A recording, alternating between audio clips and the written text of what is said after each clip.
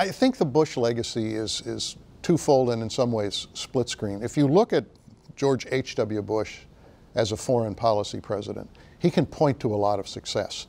The first Iraq War, in which he ejected Saddam Hussein's forces from Kuwait, but did not go into Baghdad, in part because he couldn't bring a coalition together, but he created a huge coalition for the invasion and for the ejection of the Iraqi forces. He managed the end of the Soviet Union, the breakup of the Soviet Union, the Berlin Wall coming down. And here's a new development in this rapidly changing part of the world that we can salute. And it's a dramatic happening for East Germany and, of course, for freedom. And was very forceful and clear-eyed from the start about the unification of Germany at a time when people like Margaret Thatcher, the Prime Minister of Britain, were very wary of that. They were reluctant to get on board on that. And he, in collaboration with Brent Scowcroft, one of his closest foreign policy advisors, set that course, and it turned out to be the right thing. Domestically, he created a rift within the Republican Party. He had made a famous pledge when he accepted the nomination in 1988. Read my lips. No new taxes. And for the first 2 years of his presidency, or a good part of the first 2 years, he stuck to that. But in the summer of 1990, he made a deal with the Democrats and agreed, as part of an overall budget deal designed to reduce the deficit in a significant way, he agreed to new taxes. And one of the people who was involved in those discussions was Newt Gingrich.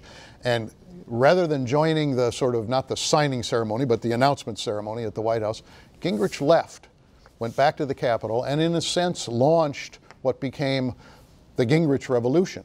And so that caused Bush a problem, caused his party a problem. Finally, he was driven out of office after only one term. He was seen as somebody who was not attentive to the economy. Now, the reality was the economy was, in fact, beginning to recover during the 1992 campaign, but he did not get any credit for it. He was seen as out of touch, and Bill Clinton, he ran into a very skillful opponent, and as a result, he ended up as a one-term president.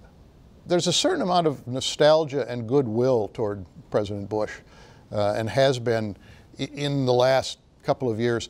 The Republican Party moved from where he is. I mean, he's a classic establishment Republican. He's conservative, but he's not hard right.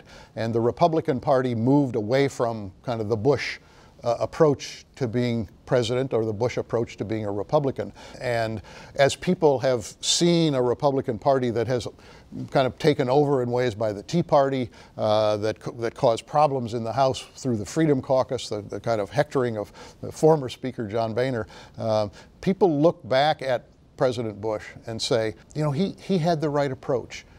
He had a sense of goodwill.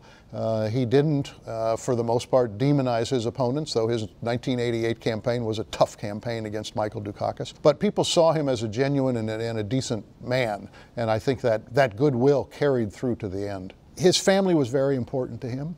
He took great pride when George W. Bush was elected president. He was, I suspect, brokenhearted when Jeb Bush was not able to defeat Donald Trump when he ran against him.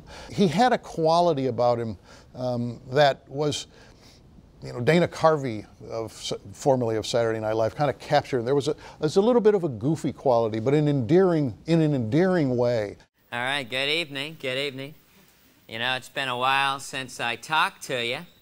Let me tell you, it's been a good summer up there in the Bush family compound up there in Kennebunkport Bay, that whole area up there. Up in that speedboat going round and round doing loop-de-loops. People responded to that. And then, as you say, this notion of skydiving at age 80 or 85 was just a kind of a remarkable expression of who he was. I mean, he had volunteered in World War II, one of the youngest pilots in World War II. And that sort of sense of adventurism and confidence and a kind of devil-may-care approach carried over in the way he handled himself, in the way he was seen by his family, and therefore a lot of Americans.